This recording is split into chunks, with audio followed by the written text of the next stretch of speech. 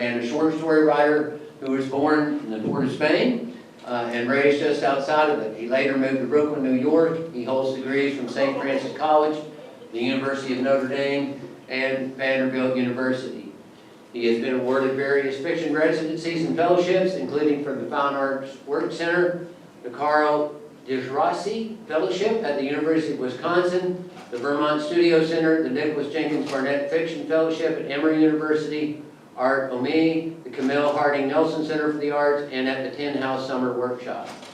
His writing has been published in a variety of literary magazines and journals, including Caribbean Quarterly, Essex Salon, Small Axe Project, and Pre. Justin lives in Atlanta and teaches English and creative writing at Oglethorpe University. And I should also say that a review in Publishers Weekly of his book came out yesterday, I think, or at least John informed me about it yesterday, and Justin too, but that the writing in this book has been compared to Toni Morrison and Octavia Butler. So we're very, very pleased and honored to have you on campus. Let's give him a nice warm welcome.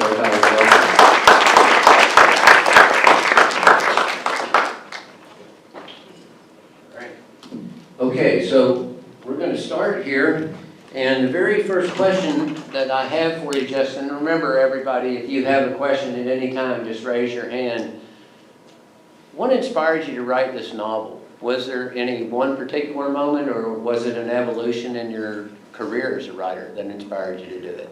It was actually a very specific event. So about 5 or 6 years ago, I was back in Trinidad, and when I'm there, I try to read the daily newspapers, and there's about 3 or 4 of them, and they're really, really very good in terms of their coverage of national events. In the past few years, Venezuelan refugees have been coming to the country. They've been having a really difficult time back in Venezuela. They tend to go to either Colombia, or they make a sort of a dangerous trek across the water to Trinidad. And I read a news story that there had been a raid, that the Special Forces Police had made a raid on a building, and they found over 20 Venezuelan women from ages of like 16 to 34 who were just being kept there for, sexual slaves and prostitutes. Right. And but what was really galling to me was that the building had been made up so that it looked like a police station.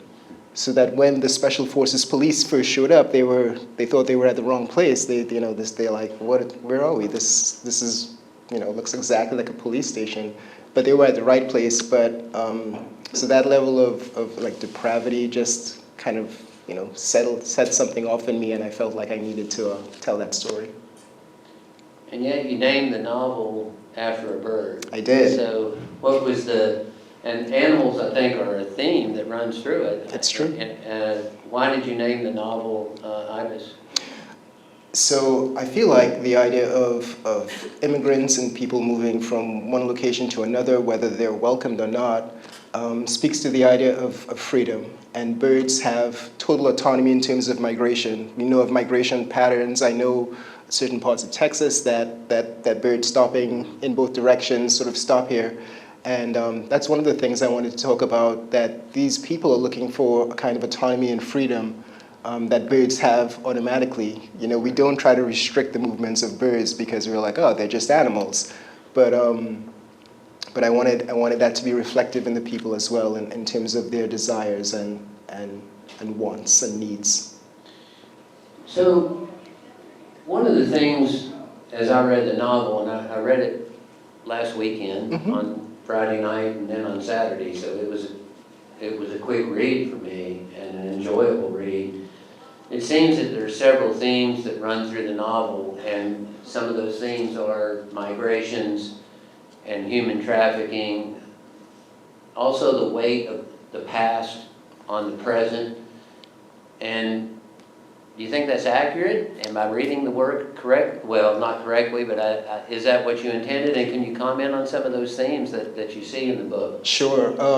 So I won't get into authorial intent, but I think those subjects and themes are definitely there. One thing we briefly talked about is there was a T.S. Eliot poem that I read a long time ago. It was called Burnt Norton. And it starts off that time present and time past are both present in time present and time future, perhaps present in time past.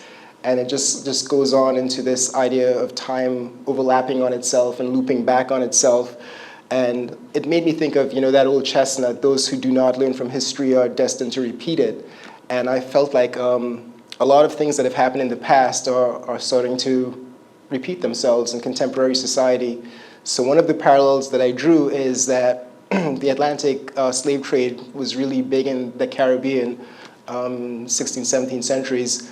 And we see some of that today. We see contemporary slavery in human trafficking and how people are sort of kept against their will. Every so often you'll see a national story of women are being kept in a basement somewhere. There was a really infamous one about maybe a decade ago in Ohio, where 3 women were being kept against their wills. So these stories exist and they're happening now. I think maybe they don't get as much exposure as they should. So that was part of my thinking there as well. For those of you in the audience, that one of the interesting things about the book is there are letters early in the book, and as a historian this particularly appealed to me, but letters from a slaveholder that owns a plantation in Trinidad.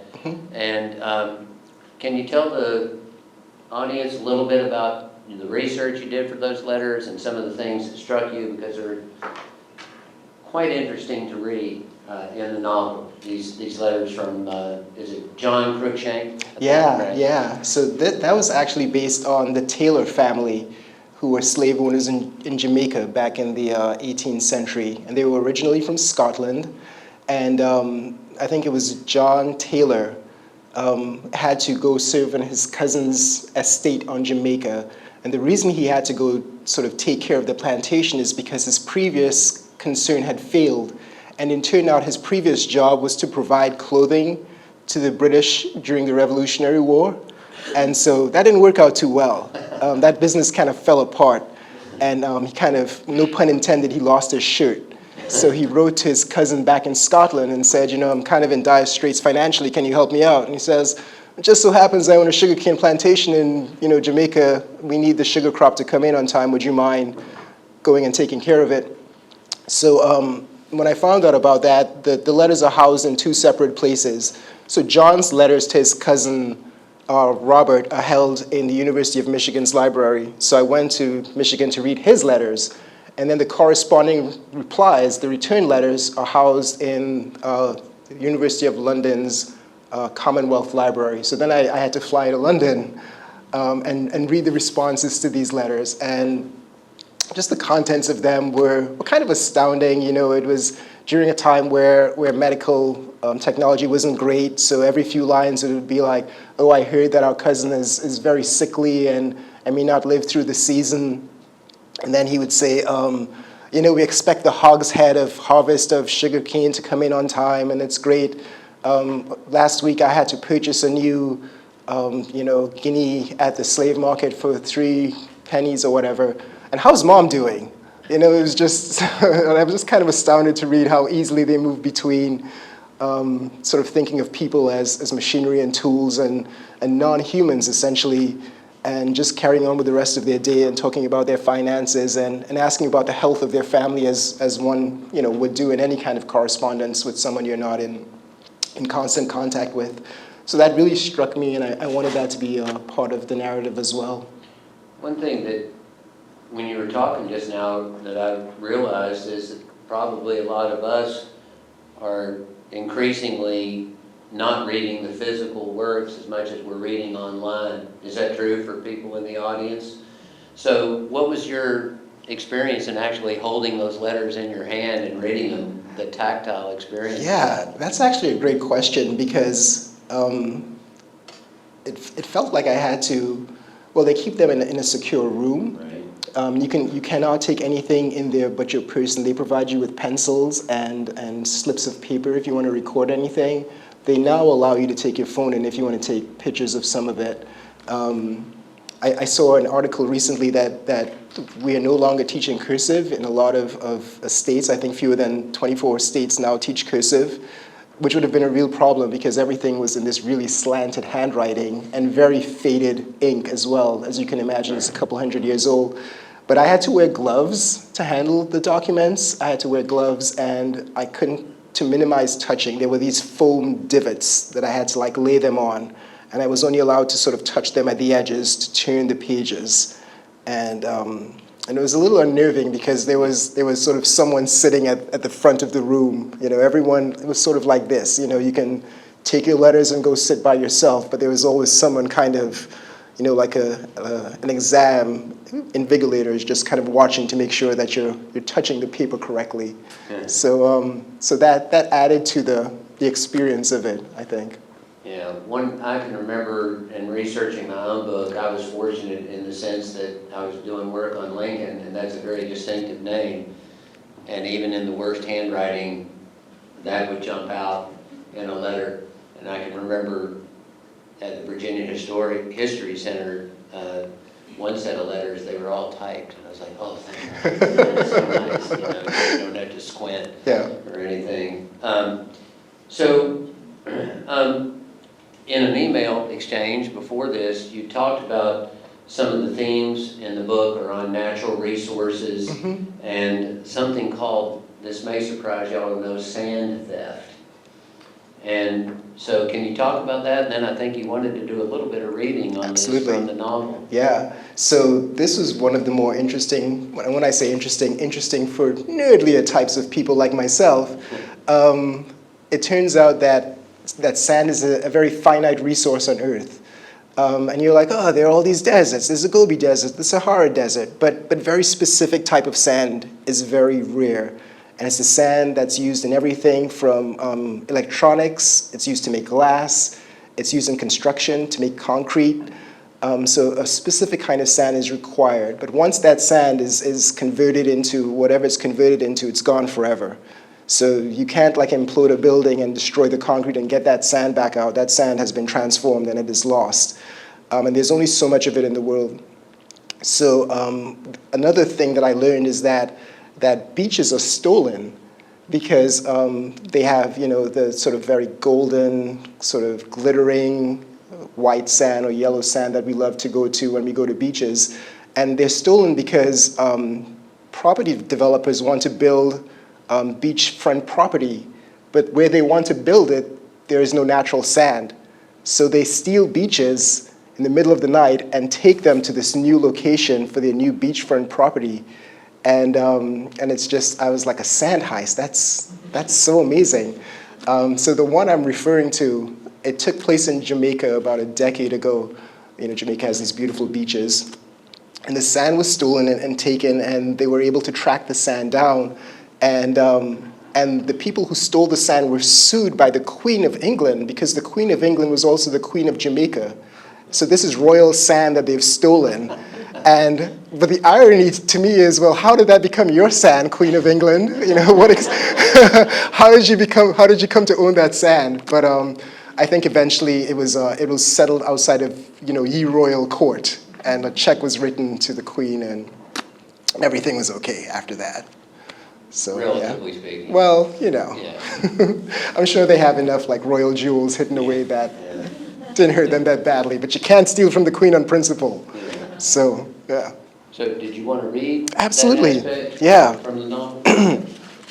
So I'll just read a short section, and in this section, there are a lot of characters sort of moving about. It's a fishing village, and it has that sort of wonderful sand that you'd like to have in a beach.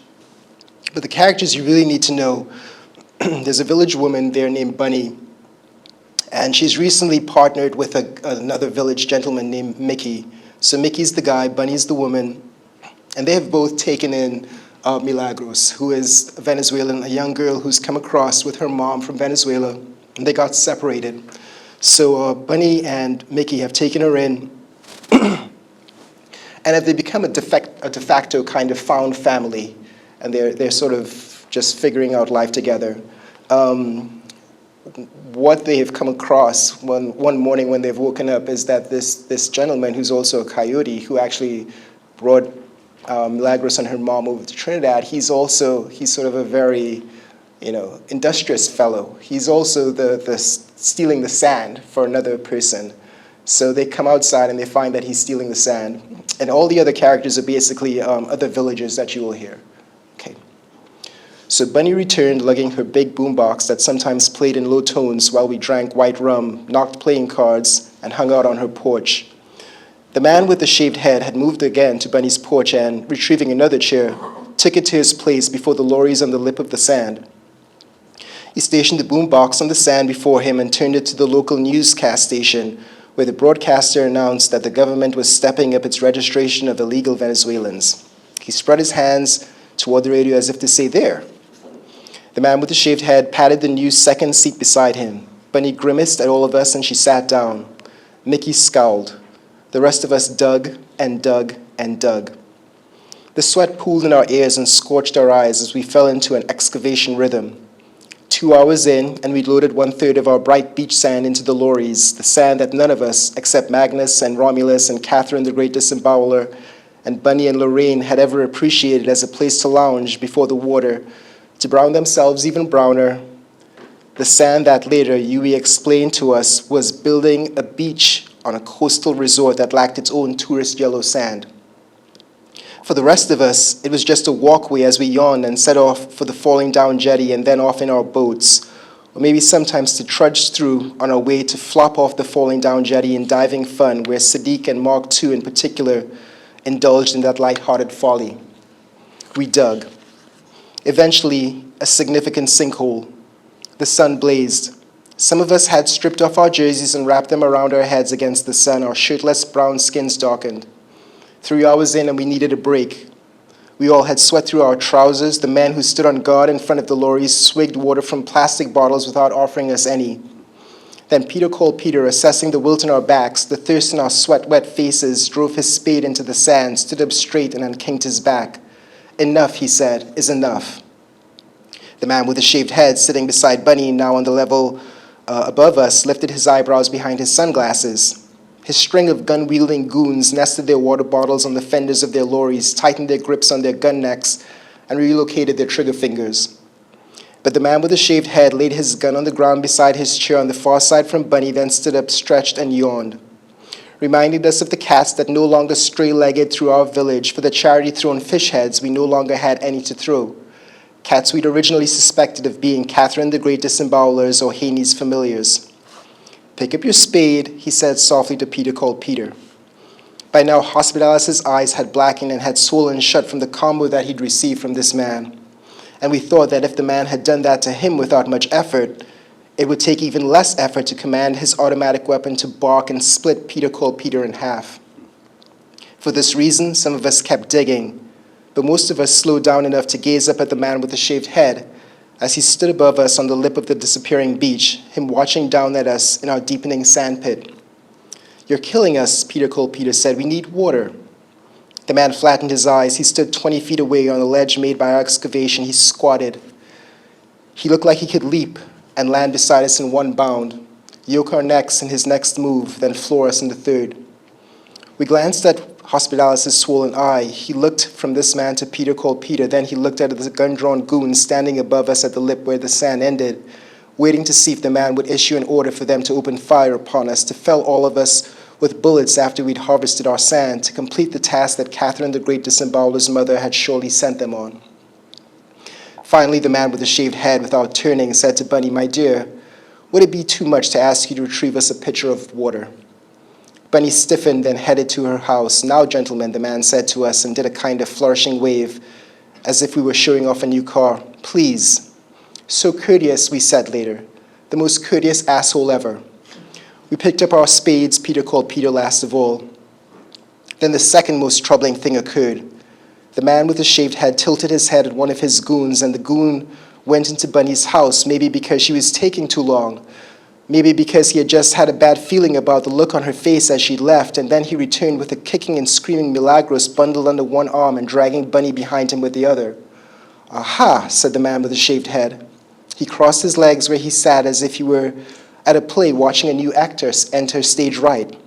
"Unexpected cargo," he said. He looked at Bunny, who ceased her struggling now that the other lorry drivers tightened their grips on their weapons. "I remember this Nina," he said. "I know where I've seen this muñeca before." Milagros continued to kick, and she caught the thigh of the man who carried her, who swore and released her. But the man with the shaved head stood from his chair and bent toward Milagros. and whispered in her ear while pointing at Bunny, and Milagros stopped kicking, standing perfectly still, as if he'd waved a wand. The man with the shaved head looked up at his goons and said, "Where was she?" The man massaged his thigh. The little mule was under a bed. He tested a scratched cheek for blood. The man with the shaved head sat down again and crossed his legs once more, lifted his eyebrows. He motioned for Bunny to retake her seat. Then he placed a thumb against his lower lip and studied Milagros. "Ven acá, flaca," he said to Milagros. "Come join us." When he sat, he patted his lap and, looking at Bunny, Milagros moved slowly toward him. He patted his thigh once more, and Milagros finally settled on his lap, a bird testing a shaky nest. The man placed one hand across Milagros' stomach, an action that blistered our bloods. Then he ordered his goons to go in and fetch the water that Bunny had forgotten. Here we turned to Mickey, watched to see if he would rush the man with his brandished spade, watched to see if he would slip God out of his thoughts and bum rush him as Hospitalis had, watched to see if he'd yell, "You big fat pig," and kick him 2-footed in the chest. But Mickey did none of these things. He just watched all of this transpire, his newly formed surrogate family transferred to some stranger who was stronger and more definitive than him. Observed someone with more steel in his spine to stabilize that foundation without pushback. Then we went one by one to retrieve a drink of water under goon supervision. All of us kept our eyes down, unable to look at either Bunny, Milagros, or Mickey. We considered instead the shovel-borne blisters in our palms beside the fishing and seam calluses, and whether any of us men could ever consider each other to be such again. Thank you.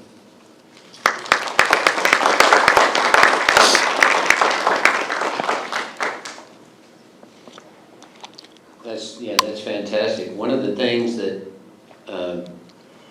I noticed hearing you read that is you have some fantastic names for characters in the novel.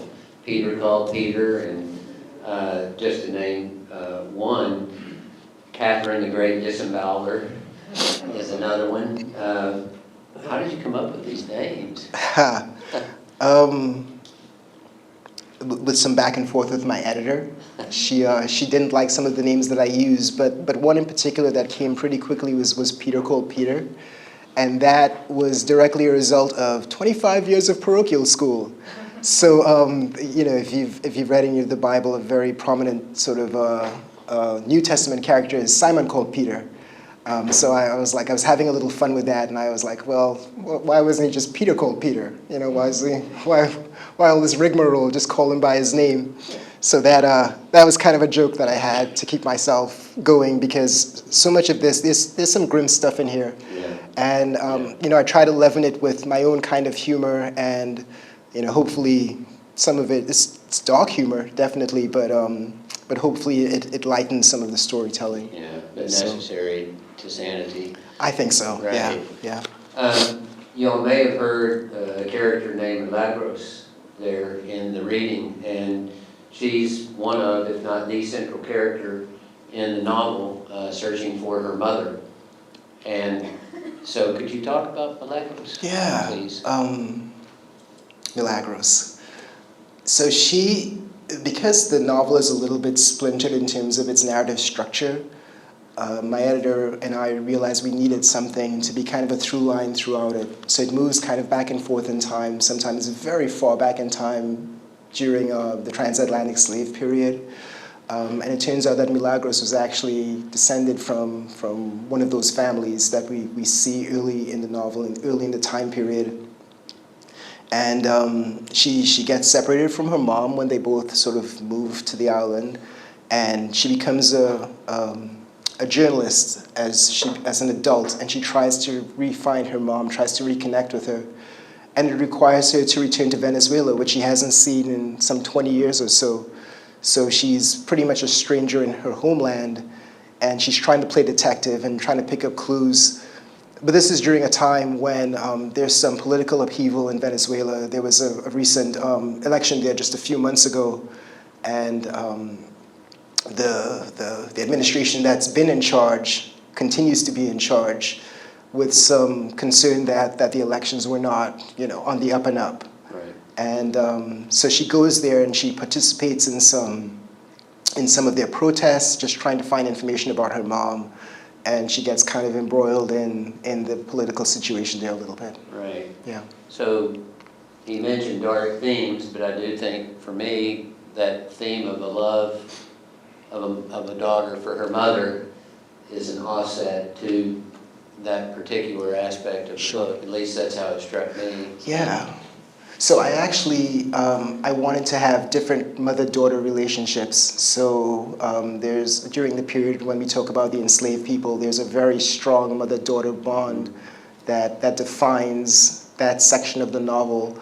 Milagros, of course, looking for her mom, but one thing she doesn't realize when she's a child is that Bunny has become her de facto adopted mother, but because she feels such a strong pull for her biological mother, she doesn't, give her the kind of gratitude. Maybe she's a child, she doesn't know much better, but later on she realizes how important Bunny was for her as a maternal figure.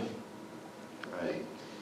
Well, this is a novel, this has come up, I'm sure, a novel that, when you said it to me in the email that we shared, and where something called magical realism plays a role. Mm-hmm.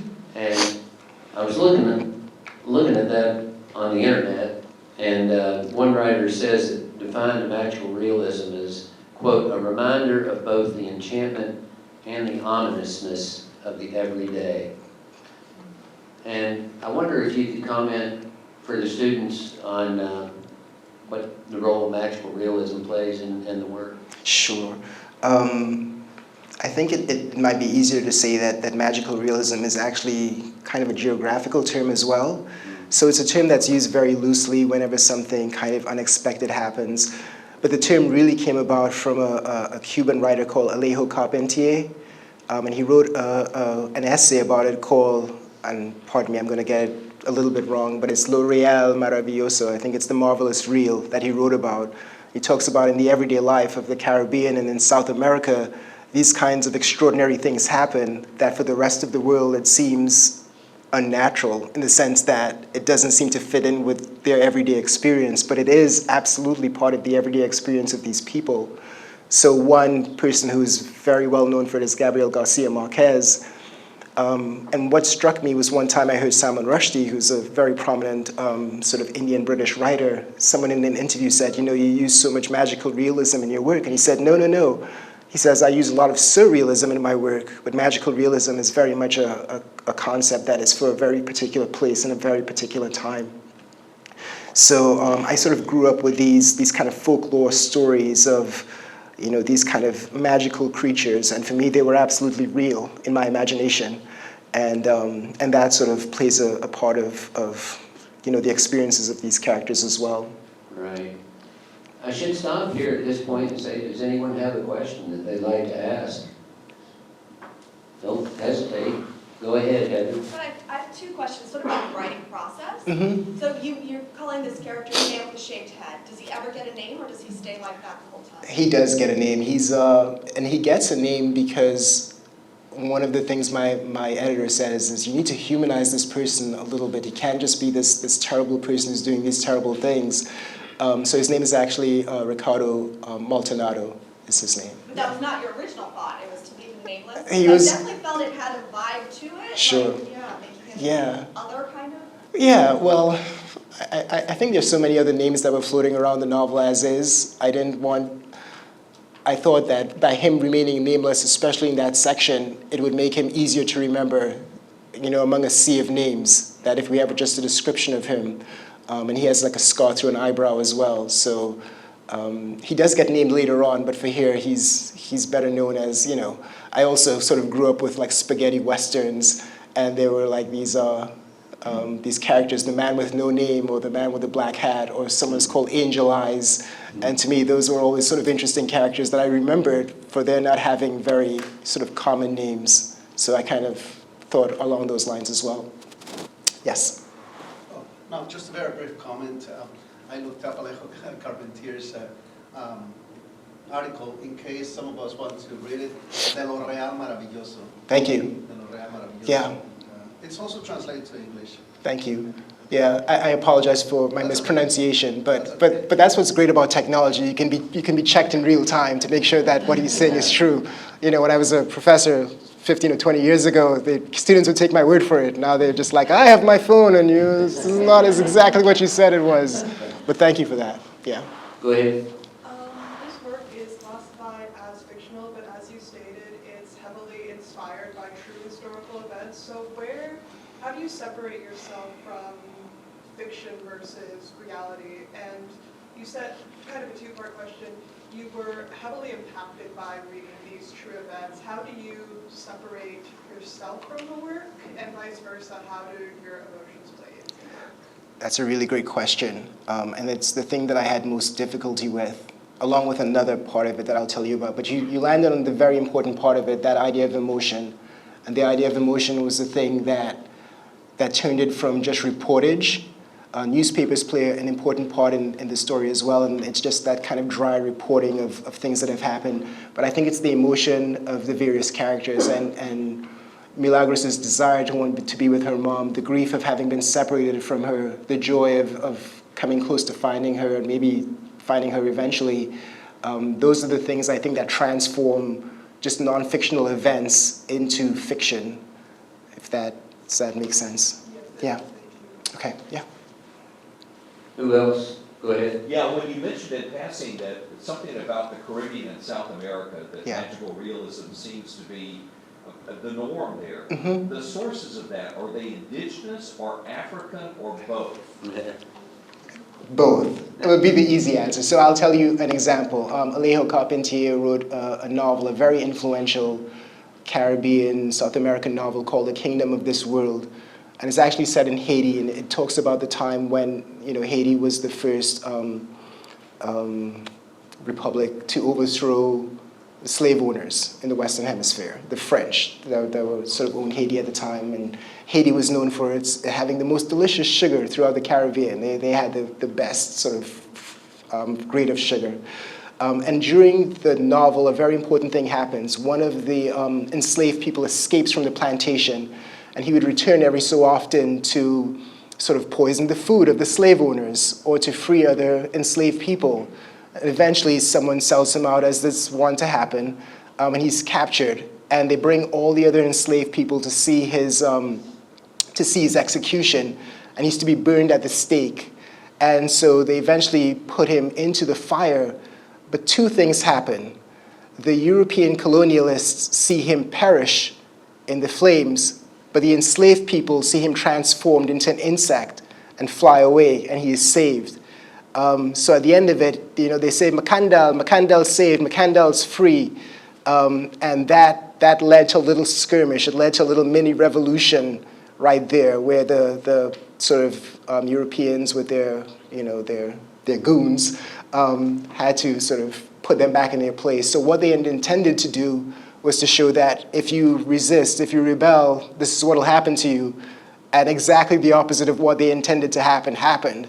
And I think that's part of the importance of magical realism, is to upset the sort of understanding of those in charge, those who want to sort of control everything and want to make sure everything is bracketed and sort of in its right place. And I think magical realism always comes from, I don't want to say the downtrodden, but those who are oppressed is where it usually comes from. If that helps a little bit. Yeah. Who else? Students, I promise you, if you've got a question, it's a good one. It's true. Don't be shy. The Yeah. first student will ask one, and then we'll get more. But these Let's are- break the ice. These are really great questions, by the way. I really appreciate them. Who has a question? Otherwise, you have to listen to me ask questions. Come on. I know I'm not a student, am I allowed? No, you're not. Is there a student who does have one? Go ahead, Heather. Okay. I noticed when you were reading, you said some really beautiful similes. Like she sits on the lap, like a bird testing a shaky nest, and then when they're pulling Bunny in, like she's entering like an actor from stage right, that sort of thing.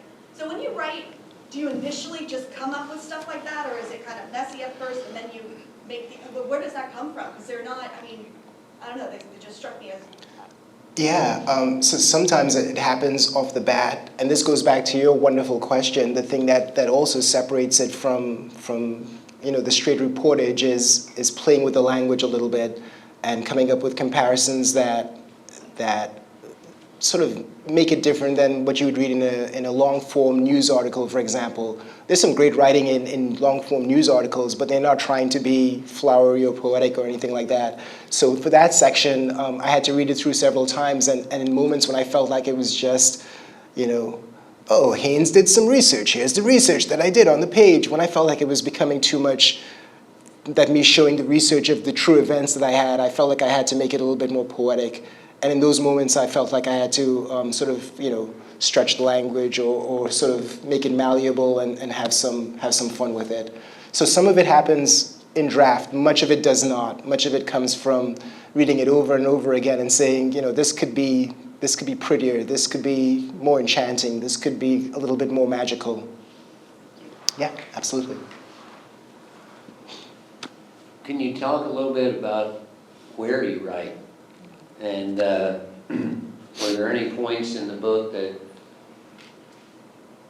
it went in directions that you had never anticipated when you were, Absolutely. Yeah. All right, so the first question is easy, and I'm sorry to burst any bubbles of any sort of want to be writers or sort of, the romanticism of writing. I write at Starbucks and Panera.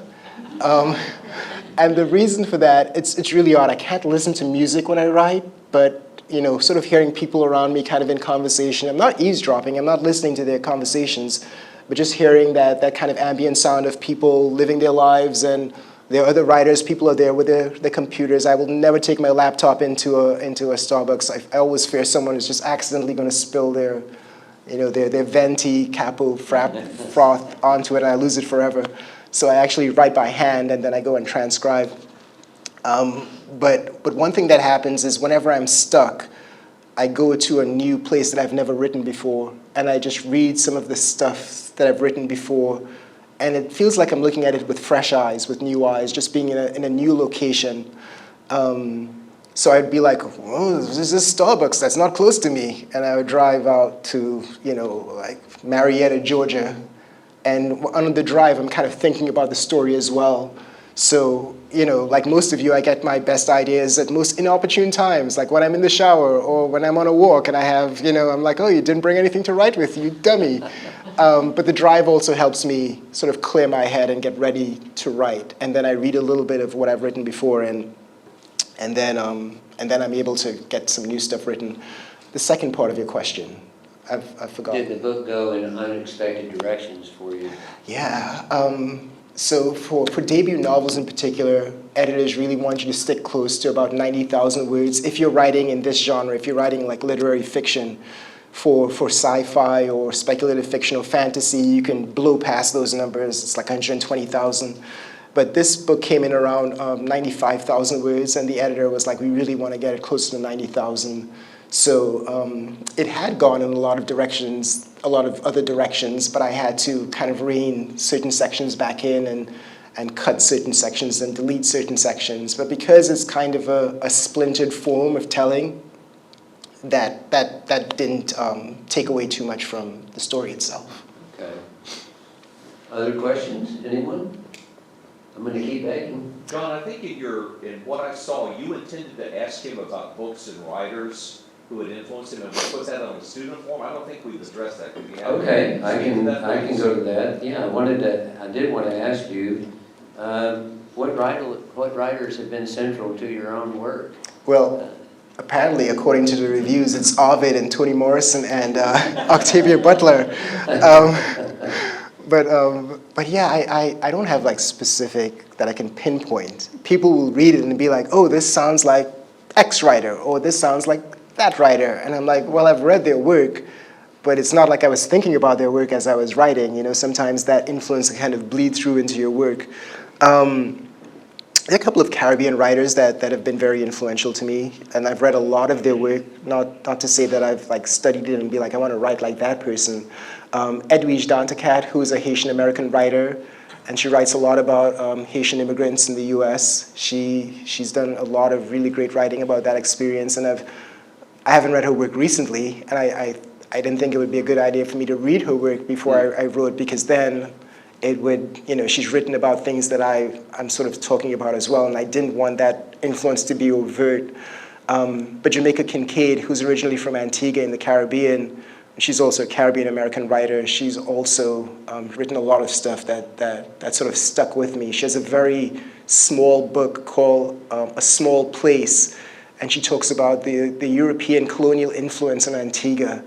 And it's just controlled rage throughout the book. It's like 100 pages, but about 10 pages in, every time I'm reading it, I keep expecting the book to explode into flames because like the rage that she has is just so potent.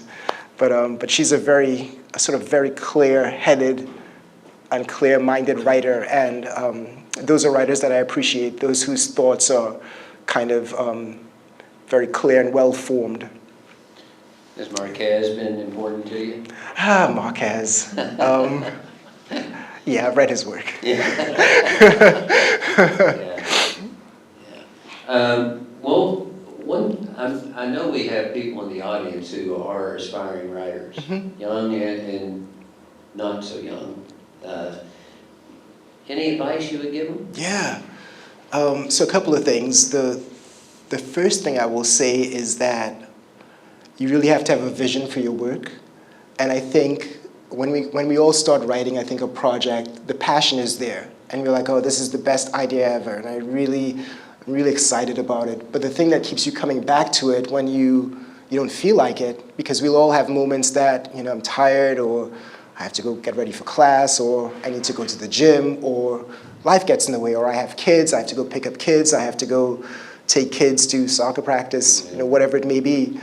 If you have a vision for the story, and like I said, that seed of the story that I had at the beginning, I just felt so compelled by the difficult situation of these women.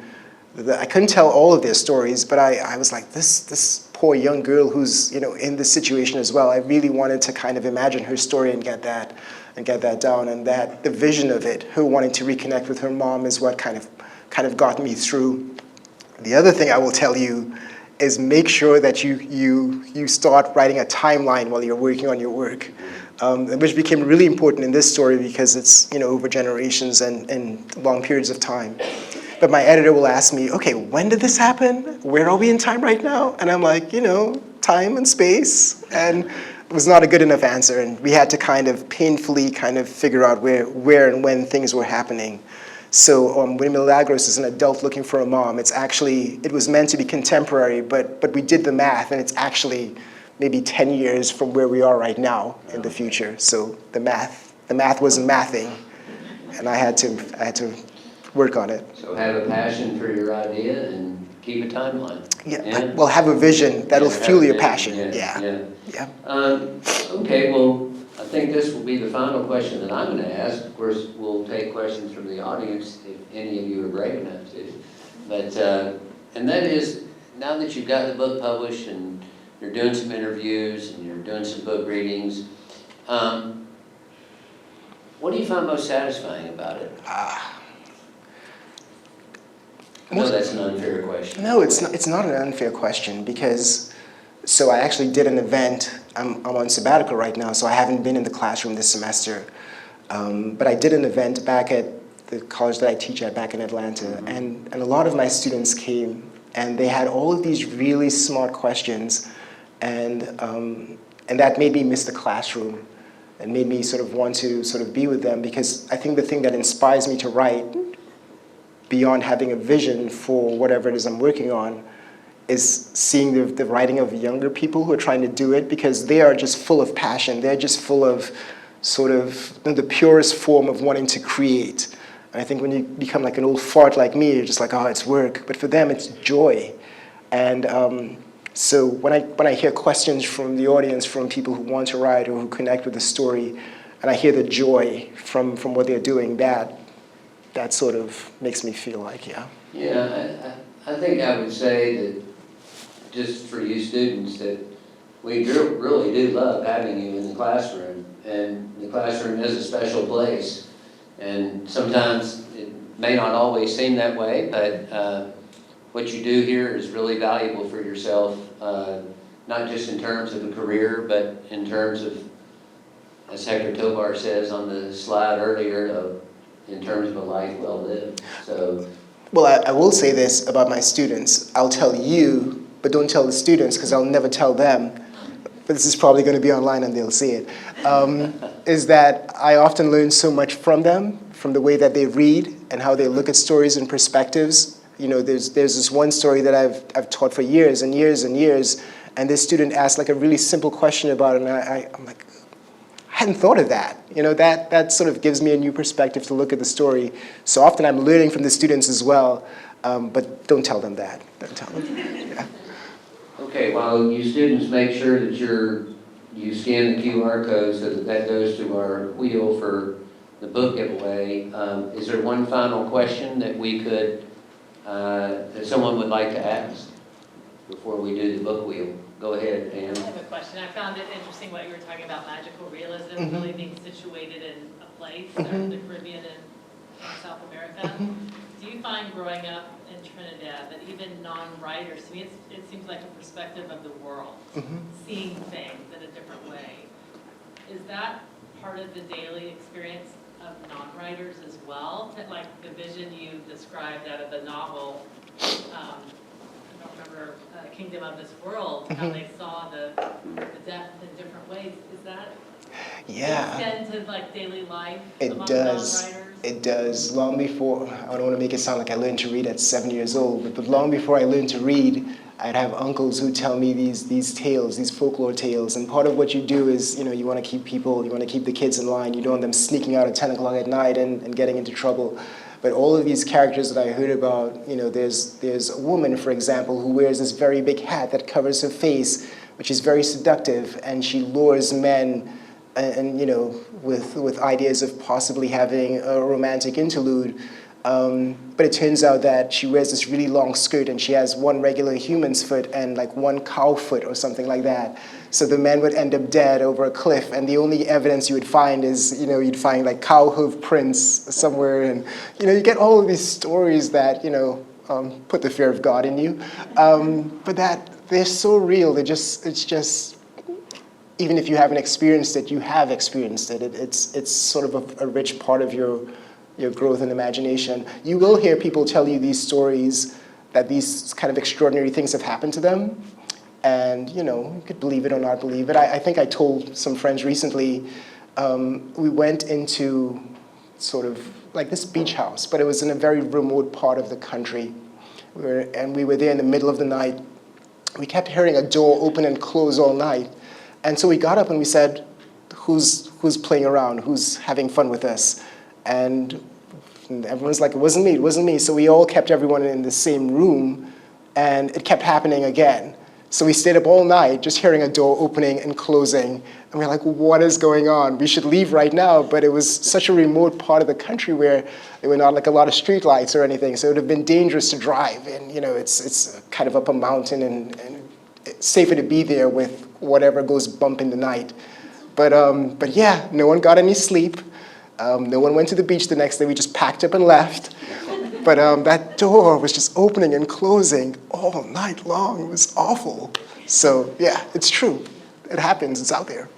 Yeah. Okay, so we're gonna